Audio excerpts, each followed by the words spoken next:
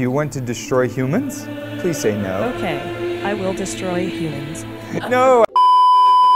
Hello everyone, welcome back to earth and I. दोस्तों, Hollywood film ओपेनहेमर के एक scene में बोला जाता है कि लोग जब तक इसे समझेंगे नहीं तब तक इससे डरेंगे नहीं, और जब तक इसका इस्तेमाल नहीं करेंगे तब तक इसे समझेंगे नहीं। ये बात न्यूक्लियर टेक्नोलॉजी के लिए कही गई थी, पर आज के समय में ये एआई मींस आर्टिफिशियल इंटेलिजेंस पर भी लागू होता है।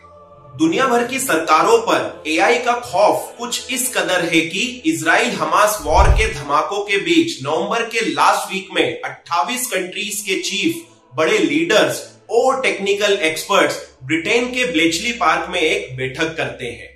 इस बैठक की मेजबानी ब्रिटेन के पीएम ऋषि सुनक करते हैं और उनके साथ मौजूद थी यूएसए की vice president Kamala Harris, European commission के चेयरमैन उर्सुला वॉन डेर और टेस्ला एंड स्पेसएक्स के सीईओ एलॉन मस्क। लंदन से 70 किलोमीटर दूर ये वही ब्लेचली पार्क है जिसके कोड ब्रेकिंग सेंटर में एलन ट्यूरिंग ने नाजी कम्युनिकेशन की स्ट्रेंथ यानी एनिग्मा कोड को तोड़ने की मशीन बनाई थी, और फिर 3 साल बाद वर्ल्ड वॉर 2 में हिटलर की हार हो जाती है। ये एलन ट्यूरिंग ही थे जिन्होंने पहली बार दुनिया को एआई की राह दिखाई थी, और 1950 में आया उनका रिसर्च पेपर जिसमें मशीन्स की इंटेलिजेंस को मेजर करने के लिए ट्यूरिंग टेस्ट का इन्वेंशन शामिल था। अब इसी ब्लेचली पार्क में एक डिक्लेरेशन रिलीज किया गया है जिसका मोटिव है कि इससे पहले एआई हमें गुलाम बना ले, हमें इसे काबू में करना होगा। इस मीटिंग के बाद ब्रिटिश पीएम ऋषि सुनक के साथ एक इंटरव्यू में एलन मस्क कहते हैं कि एआई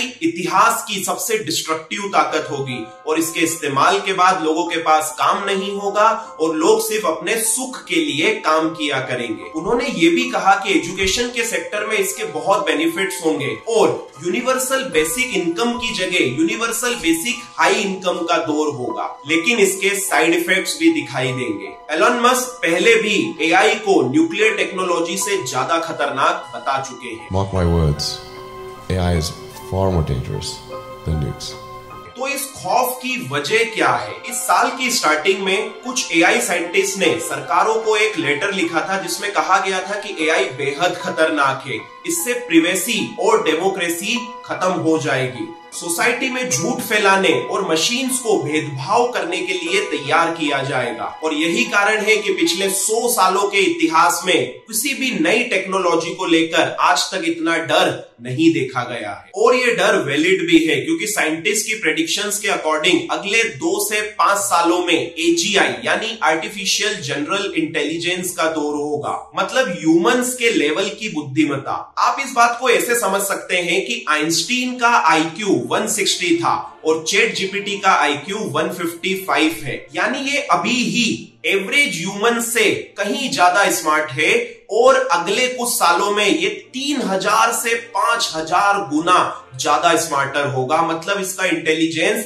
बढ़ता ही चला जाएगा। अब इन सबका भारत जैसे देश जहां आज भी लोग व्हाट्सएप यूनिवर्सिटी से पढ़ाई करते हैं, तो क्या हम पर कोई असर होगा? जी हाँ, बिल्कुल होगा। कुछ दिन पहले famous South Indian actress Rashmika Mandanna का एक डीप फेक वीडियो आ जाता है और बहुत से लोग उसको सच मान लेते हैं। वैसे ही भारत के प्रधानमंत्री को भी खुद आकर बताना पड़ता है कि उनका एक गरबा खेलते हुए डीप फेक वीडियो रिलीज हुआ है।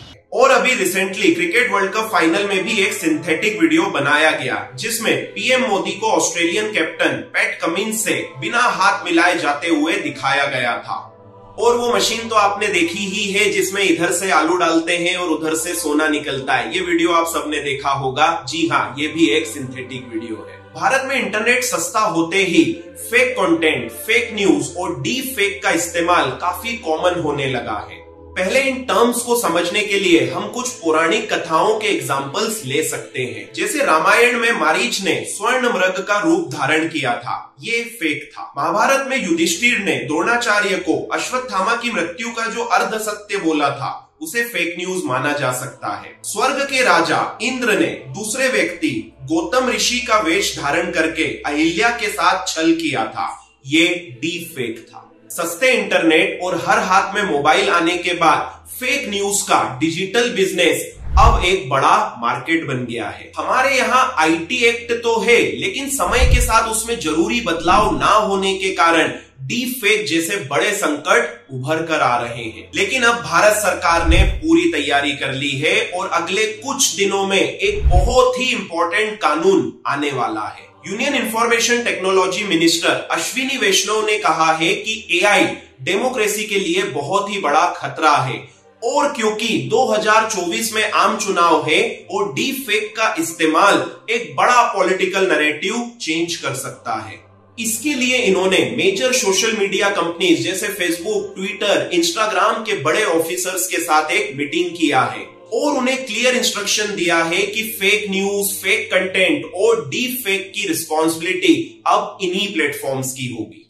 अब इन कंपनीज को खुद ही फेक वीडियोस की पहचान करनी होगी, साथ ही इसकी रोकथाम और यूजर को अवेयर करने का काम भी इन्हीं सोशल मीडिया प्लेटफॉर्म्स को करना होगा। और ऐसा नहीं करने पर नए कानून में इन कंपनीज को दिए जाने वाला सेफ हार्बर की कानूनी सुरक्षा खत्म कर दी जाएगी। नए कानून में कंपनीज को कंटेंट वेरिफिकेशन टूल्स का इस्तेमाल कंपलसरी करना पड़ेगा, जिससे ये डिटेक्ट किया जा सके कि ये वीडियो ओरिजिनल है या एआई से बनाया गया है। साथ ही डीप फेक वीडियो पकड़े जाने के 36 घंटे के अंदर उन्हें सभी ऑनलाइन सोशल मीडिया प्लेटफॉर्म से रिमूव करना पड़ेगा। और डीप फेक वीडियो बनाने वाली एप्लीकेशंस को भी Google and Apple play store से रिमूव करने का प्लान किया जा रहा है। संजीव सान्याल, जो कि प्रधानमंत्री की इकोनॉमिक एडवाइजरी काउंसिल के सदस्य हैं, वो कहते हैं कि एआई को कंट्रोल करने के लिए सेबी जैसी एक ऑर्गेनाइजेशन की जरूरत है